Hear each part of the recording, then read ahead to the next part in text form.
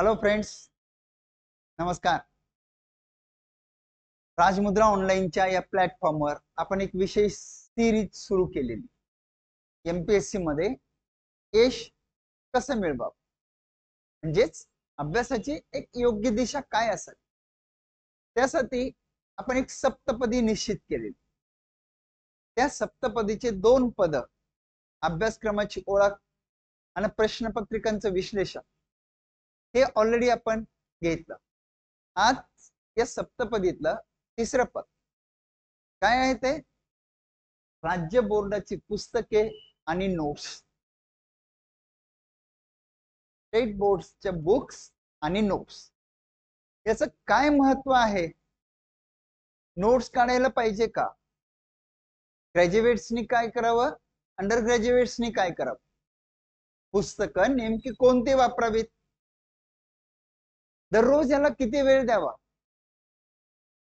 Notes संकल्पनात्मक असाव्यात का factual? State board करणं गरजेचं आहेच का? अशा अनेक प्रश्नांची उत्तरं घेऊन मी मनोहर भोळे आपल्या या राजमुद्रा ऑनलाईनच्या प्लॅटफॉर्मवर या तिसऱ्या भागात आता राईट. चलो, एक लक्षात ठेवा, हे सप्तपदी सिक्वेन्स न फॉलो करायला पाहिजे, खालीवर नाही झालं पाहिजे. पहिला मुद्दा होता अभ्यासक्रमाचा, दुसरा प्रश्नपत्रिकांच्या विश्लेषणाचा, आता तिसरा आहे राज्य बोर्डची पुस्तकं आणि त्याच्या नोट्सचा. चलो चालू करेंगे आता, राइट.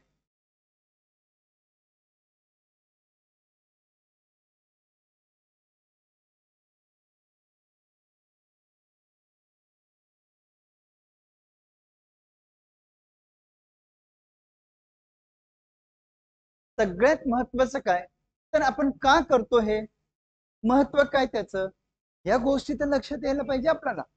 करतो कशासाठी, नाही का? तर महत्वाच्या अनुषंगाने मी 3 मुद्दे आपल्या या स्लाइडवर आहे.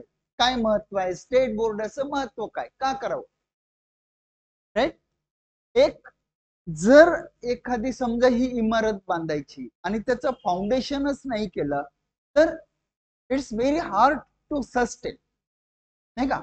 स्ट्रॉंग फाउंडेशन पाहिजे असेल तर एकदम व्यवस्थित रीतीने स्टेट बोर्डाची पुस्तकं करायला पाहिजे. स्ट्रॉंग फाउंडेशन कशाचं? स्पर्धा परीक्षांच्या आपल्या अभ्यासाचं, राईट. स्पर्धा परीक्षांच्या आपल्या अभ्यासाचं. आता इथं सगळ्यात पहिले एक गोष्ट स्पष्ट करतो. बरेच मुलं जेव्हा मी स्टेट बोर्डाविषयी बोलतो तेव्हा एनसीईआरटी विषयी विचारत असतात. तर एनसीईआरटी करायचे का? बघा, मी तुम्हाला सिंपल सांगतो. एमपीएससी ला एनसीईआरटी फक्त सिलेक्टेड करत असतात आणि शेवटला करत असतात, फिनिशिंग कर. उदाहरणार्थ जिओग्राफी 11वी 12वी. यूपीएससी ला एनसीईआरटी अगोदर करत असतात. त्याच्यामुळे जर तुम्ही एमपीएससीचाच अभ्यास करतोय आपण, तर स्टेट बोर्ड करणं संयुक्तिक करते, एनसीईआरटी मी तरी सूचित करत नाही सद्यस्थितीत तरी. Clear friends?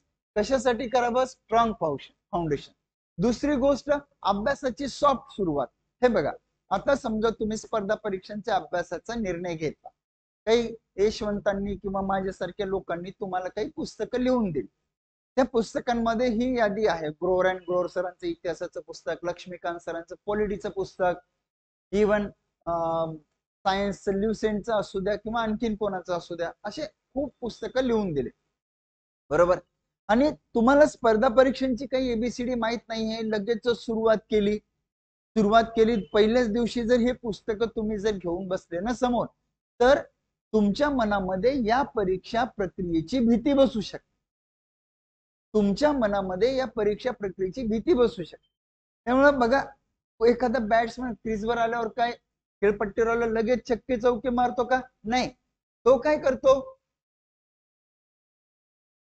पहिले सेटल हो. तर तो सेटल होण्यासाठी घेतलेला वेळ, एक सॉफ्ट सुरुवात म्हणजे स्टेट बोर्ड. का? आपण कधी नाही कधी लहानपणात का होईना, निदान गुणांसाठी का होईना, आपण स्टेट बोर्ड वाचलेला असतो. त्याचे जे स्तर आहे, लेवल आहे ना, ते एक आपल्या त्या माइंड नुसार असते. आणि म्हणून आपण जेव्हा स्टेट बोर्डाची सुरुवात करतो, या प्रक्रियेमध्ये जी चिरण्याची आपली प्रक्रिया आहे, सॉफ्टली होते, विषयाची भीती मनात बसत नाही म्हणून. आणि तिसरा मुद्दा खूप महत्वाचा, तुम्ही मला सांगा, प्रत्येक परीक्षेमध्ये स्टेट बोर्डाचे प्रश्न नक्की असतात. मी तर सांगतो अराउंड 30% प्रत्येक परीक्षेमध्ये प्रश्न असतात. म्हणजे जर तुम्ही स्टेट बोर्डाचे पुस्तक जर एकदा केले तर हे 30 प्रश्न कोणत्याही परीक्षेसाठी साधारणतः म्हणालो त्याचे फ्लॅक्च्युएशन होऊ शकतात. ऑल टाइम तुमच्या बास्केटमध्ये जमा झाले. राईट. आणि इंटरेस्टिंग आहे ना सर्व वाचण्यासाठी. बघा, स्ट्रॉंग फाउंडेशन साठी, अभ्यासाच्या सॉफ्ट सुरुवातीसाठी, कारण एकदम कशाची भीती प्रक्रियेची मनात बसणार नाही, आणि अत्यंत महत्वाचं म्हणजे प्रत्येक परीक्षेत येणाऱ्या प्रश्नासाठी. Clear friends? कशासाठी स्टेट बोर्ड? तर याच्यासाठी स्टेट बोर्ड. राईट. पुढचा मुद्दा, कोणती पुस्तकं वाचावीत स्टेट बोर्डाची? आय होप की हे तुम्हाला स्पष्ट दिसत असेल.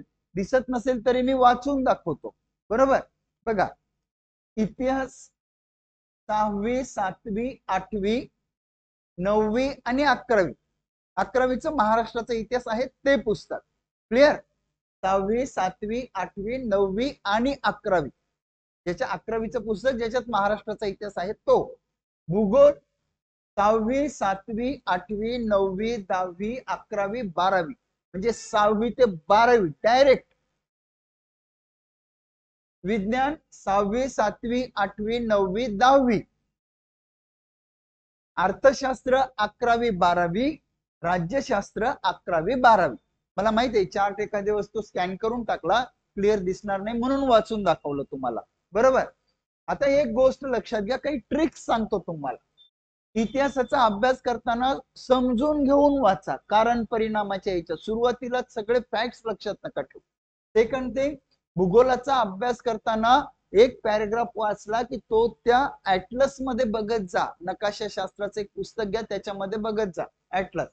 विज्ञानाचा अभ्यास करताना त्या प्रक्रिया उदाहरणं समजावून घ्या. बरोबर. अर्थशास्त्राचा अभ्यास करताना आणि राज्यशास्त्राचा अभ्यास करताना त्याला दैनंदिन घडामोडीशी लिंक करण्याचा प्रयत्न करा. क्लिअर? तर ही पुस्तकं वापरायची. कोणती पुस्तकं वापरायची स्टेट बोर्डची? डायरेक्ट चार्ट दिला. आपल्या अभ्यासचे अधिकारी या पुस्तकामध्ये आपण हा चार्ट ऑलरेडी टाकलेला आहे. इवन आपलं मनोहर भोळे ऑफिशियल हे जे टेलिग्राम चॅनल आहे त्याच्यावर सुद्धा हा चार्ट आहे. बरोबर. त्याच्यामुळे स्टेट बोर्डाची ही पुस्तकं वाचायची. Clear friends? आता पोरं विचारतात नवीन का जुनी? साधारणतः गेल्या वर्षी जे पुस्तकं होती ते पुस्तकं 2020-21च्या अनुषंगाने हा चार्ट तयार केला. Got it? स्टेट बोर्ड का वाचावे, कोणते वाचावे? दोन प्रश्नाची उत्तर आपल्याला मिळाली. Let's move. वाचन कशा प्रकारे वाचन करावे, हे पुस्तक जे आहेत ना कसे वाचायला पाहिजे, हा खूप महत्वाचा मुद्दा. एका विद्यार्थी मित्राने मला छान मेसेज केला होता. सर, तो म्हणाला, म्हणजे आता माझ्या पुढे मोबाईल नाही तर वाचून दाखवला असता. ते म्हणे की सर, सगळे जण म्हणतात की अभ्यास करा अभ्यास करा, पण अभ्यास कसा करा हे कोणीच सांगत नाही, ते फक्त तुम्हीच सांगा. थँक्यू. कारण काय करायचं हे माहित पाहिजे ना, नुसतं करा करा म्हणायला काय हे नाही का. मग कशा प्रकारे वाचन करायचे ही पंचसूत्री नक्की लक्षात ठेवा पोरो. राईट. बघा, तुम्हाला मी तर विनंती करतो, हे लेक्चर तुम्ही अनेकदा थांबवूनही पाहू शकता ना, हे 7 लेक्चर सिरीज. राईट. मी नवीन विद्यार्थी मित्रांना अशी विनंती करतो की जोपर्यंत एक 15 दिवस तरी या लेक्चर समजून घेण्यासाठी द्या, आणि मग बघू पुढे काय अभ्यास करायचा कसा करायचा. कारण एखाद्या मोठ्या मोहिमेची सुरुवात करण्याच्या अगोदर आपल्याकडे त्या मोहिमेचा आराखडा तयार असला पाहिजे. जर तुम्हाला एमपीएससीचा अभ्यास करायचा तर त्या एमपीएससीच्या पूर्ण परीक्षा प्रक्रियेचा डिकोड करत असलेला हा आराखडा म्हणजे आपले 7 लेक्चर, ज्याच्यातलं हे 3रं लेक्चर, ज्याच्यातलं हे एडिंग, कशा प्रकारे वाचन करा याच्यामध्ये आहेत 5 पॉइंट. ओके, कमा. हातात पेन घेऊन पूर्ण टॉपिक पहिले वाचायचे, हे लक्षात. काय? हातात पेन घ्यायची, पूर्ण टॉपिक पहिले वाचायचं. टॉपिक म्हणालो, पुस्तक नाही. एक पेज किंवा एक पॅरेग्राफ वाचून ठेवायचं नाही, पूर्णपणे टॉपिक खूप व्यवस्थित वाचायचा. हातात पेन घेऊन का सांगितलं? जेव्हा हातात पेन असतो ना तेव्हा आपलं मन इकडं तिकडं भरकटण्याची शक्यता कमी असते. राईट. हातात पेन घेऊन वाचायचं, महत्वाच्या मुद्द्यांना अंडरलाईन करायचं, महत्वाच्या मुद्द्यांना अंडरलाईन करा. तुम्ही म्हणाल की अंडरलाईन कशाला करायचं, हे कसं ठरवायचं? सोपं आहे, मी सांगतो. पहिल्या दोन अवस्था काय होत्या फ्रेंड्स? एक होती अभ्यासक्रम आणि दुसरी सिलेबस. जेव्हा एक होते अभ्यासक्रम म्हणजे सिलेबस आणि दुसरी होती प्रश्नपत्रिका. जेव्हा तुम्ही सिलेबस पाहता आणि प्रश्नपत्रिकांशी मैत्री करता तेव्हा तुमच्या मनामध्ये एक अशी इन्साइट डेव्हलप होते जे तुम्हाला सांगते की वाचताना काय महत्वाचं आहे. त्याच्यामुळे तुमच्या मनाला जे महत्वाचं वाटेल त्याला अंडरलाईन करा. नाही तर भोळे सर बोलले अंडरलाईन करायचं, एका मुलानं सगळं पुस्तकच अंडरलाईन करून टाकलं. तसं नाही, तसं नाही. कॉन्शियसली वाचा, तुम्ही सजगपणे वाचा, मग तुम्हाला लक्षात येईल की काय महत्वाचं आणि काय महत्वाचं नाही. जे महत्वाचं आहे त्याला अंडरलाईन करायची, हातात पेन घेऊन वाचायचं. क्लिअर? पहिला मुद्दा. दुसरा, महत्वाच्या मुद्द्याला अंडरलाईन करायचं. पहिला मुद्दा होता पेन घेऊन टॉपिक पूर्ण वाचायचा, दुसरा महत्वाच्या मुद्द्यांना अंडरलाईन करायचं. आता अंडरलाईन कशाला करायचं? म्हणजे काही काही पोरं म्हणतात की फक्त फॅक्ट्स करायचे का,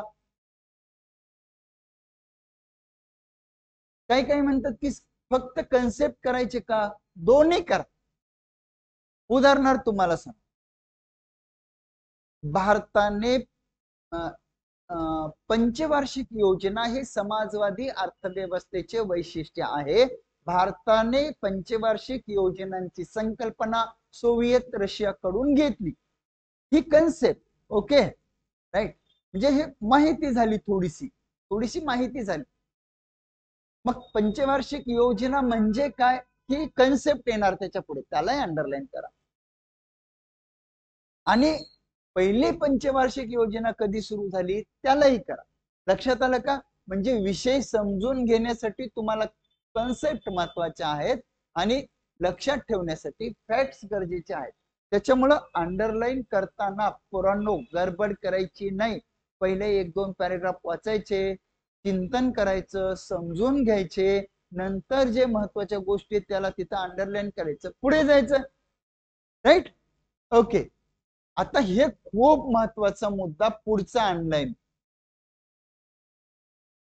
सब्जेक्ट वाईज रीडिंग करायची, क्लास वाईज नाही, असं म्हणालो. म्हणजे काय ते तुम्हाला पहिले समजावून. समजा तुम्ही जिओग्राफी सुरू केली, 6वीचा जिओग्राफी वाचला तर लगेच 6वीचा इतिहास नाही वाचायचा, 6वीचं विज्ञान नाही वाचायचं, 6वीचं दुसरं पुस्तक नाही, भूगोल नाही वाचायचं. काय म्हणजे भूगोल घेतलं तर बाकीचे पुस्तकं नाही वाचायचे थोडक्यात. राईट. मग विषयवार म्हणजे काय? 6वीचं भूगोल वाचलं, 7वीचं भूगोल वाचलं, 8वीचं भूगोल वाचलं, 9वीचं वाचलं, 10वी, 11वी, 12वी. सब्जेक्ट वाईज याला म्हणतो. कारण का सांगितलं हे सब्जेक्ट वाईज सांगितलं? मग मी असं म्हणालो ना की 6वीचं भूगोल वाचल्यावर 6वीचं इतिहास किंवा 6वीचं विज्ञान नका घेऊ. 6वीचं भूगोल वाचल्यानंतर 7वीचा भूगोल घ्या. This is called subject wise. Subject wise, वर्गावर नाही. म्हणजे विषय पहिले हातात घ्या. भूगोल सुरू केला डायरेक्ट भूगोल. का सांगितलं हे? कारण प्रत्येक पुढच्या वर्गामध्ये अगोदरच्या वर्गापेक्षा काहीतरी ऍडव्हान्स्ड इन्फॉर्मेशन असते.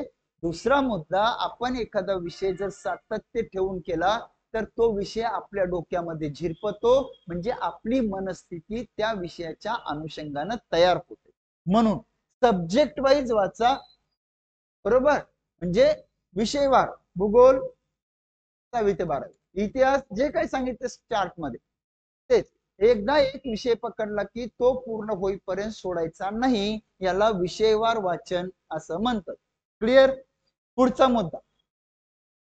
आता बरेच पोरं म्हणतात तर मी स्टेट बोर्ड वाचून काढते. अरे तसं नाही बाळांनो, पहिले तुम्ही ते समजलं का? तुम्हाला समजून घेऊन वाच. स्पर्धा परीक्षामध्ये ही गोष्ट खूपच गरजेची. तुम्हाला अंडरस्टँडिंग मस्ट आहे. त्याच्यामुळं स्टेट बोर्डाचं वाचन करताना समजून घेऊन होता. ही पंचसूत्री नक्की लक्षात ठेवा. 1, हातात पेन घेऊन पूर्ण टॉपिक वाचायचा. 2, महत्वाच्या मुद्द्यांना अंडरलाईन करायचं. 3, अंडरलाईन करताना कॉन्सेप्ट आणि फॅक्ट्स करायचे. 4, विषयवार वाचन करायचं. 5, विषय समजून घेऊन वाचायचं. डन.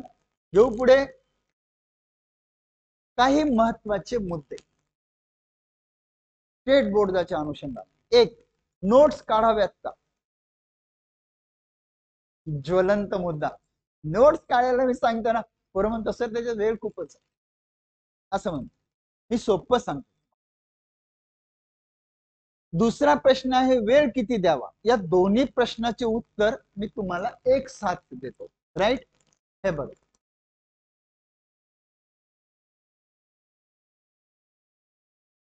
इथे या 2 कॅटेगरीज मी दाखवल्या. 1, 2, बरोबर. जर तुम्ही पदवीच्या फर्स्ट इयर सेकंड इयरला असाल तर तुम्ही नोट्स काढायला पाहिजे. पदवी फर्स्ट इयर सेकंड इयरला असाल, पदवी पूर्ण झालेली आणि त्याच्यानंतर न झाली, पदवी दरम्यान असणाऱ्या विद्यार्थ्यांनी नोट्स काढायच्या का? यस. पदवी पूर्ण झालेल्यांनी नोट्स काढायच्या का? तर नो. का? तुम्ही ऑलरेडी या प्रक्रियेच्या ग्रॅज्युएशनच्या बाहेर गेले, नोट्स काढल्या तर उत्तम, पण तुम्हाला वाटत असेल तर नका काढू. पदवी पूर्ण झालेल्यांनी नोट्स नाही काढल्या तरी चालतं. अंडर ग्रॅज्युएट्स आहेत त्यांनी नोट्स काढाव्यातच. सोन्याहून पिवळं त्याला आपण म्हणतो, सोन्याहून पिवळं. पदवी झालेले सुद्धा जर कोणाला वाटत असेल की 2-3 महिने पूर्ण कालावधी द्यायच्या नोट्स काढावे तर काढा. मग आता परत सांगतो, पदवी दरम्यान असणाऱ्यांनी नोट्स काढायच्या, पदवी पूर्ण झालेल्यांनी नाही काढल्या तरी चालतात. मग त्यांनी काय करायचं? पदवी पूर्ण झालेल्यांनी ते जे आपले पुस्तक आहेत ना, तुमचे जे काही सांगितले होते त्या पुस्तकं व्यवस्थित वाचायचे, हातात पेन घेऊन वाचायचे, अंडरलाईन करायच्या, ते पुस्तक तसे ठेवून द्यायचे, समजून घेऊन वाचायचे. दर शनिवारी रविवारी, पदवी पूर्ण झालेल्यांसाठी सांगतो, दर शनिवारी रविवारी अंडरलाईन केलेले भाग वाचून झाले पाहिजे. या शनिवारी हा सब्जेक्ट, रविवारी तो, पुढच्या शनिवारी हा सब्जेक्ट, रविवारी तो सब्जेक्ट, असं तुम्ही तुमच्या पद्धतीने टाइम टेबल ठरवा. बरोबर. पदवी झालेल्यांसाठी त्याचं फ्रिक्वेंट रिडिंग गरजेचं आहे आणि अंडर ग्रॅज्युएट्स असलेल्या लोकांनी नोट्स काढायच्या आणि त्या नोट्स त्यांनी शनिवार रविवार वाचायचे. Clear friends. आता एक शेवटचा मुद्दा, वेळ किती द्यावा. याचं थेट उत्तर तुम्हाला देत.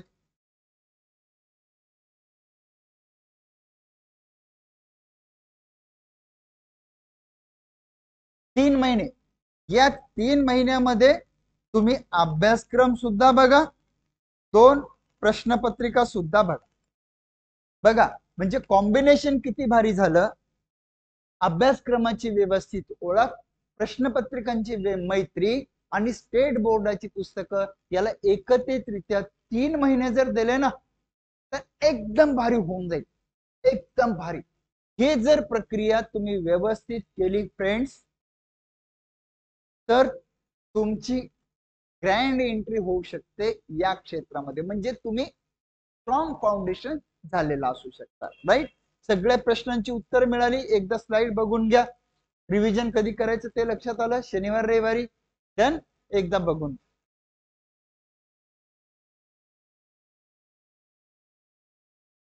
आणि तुमचे काही शंका असल्यास कॉमेंट बॉक्स मध्ये टाका सुद्धा, काही प्रॉब्लेम नाही. हा, आता बरेच पोरं विचारतात सर स्टेट बोर्डाचे आम्ही पुस्तक वाचण्या, हे नोट्स काढण्याच्या ऐवजी, सगळे पुस्तक वाचण्याऐवजी बाजारामध्ये असते ते स्टेट बोर्डाचे पुस्तकं वाचले तर चालतात का? तुम्हाला माहित आहे का, आपलं सुद्धा आता स्टेट बोर्ड ज्ञानकोश म्हणून एक पुस्तक येत. बरोबर.